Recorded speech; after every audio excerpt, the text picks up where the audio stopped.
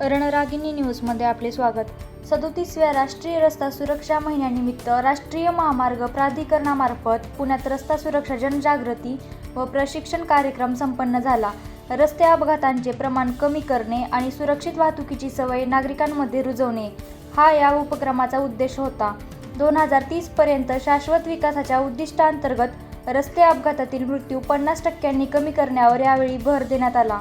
कार्यक्रमाला अपर पोलीस आयुक्त मनोज पाटील, वाहतूक उपायुक्त हिम्मत जाधव, राष्ट्रीय महामार्ग प्राधिकरणाचे प्रकल्प संचालक संजय कदम यांच्यासह विविध अधिकारी उपस्थित होते. उपस्थितांना रस्ता सुरक्षा शपथ देण्यात आली.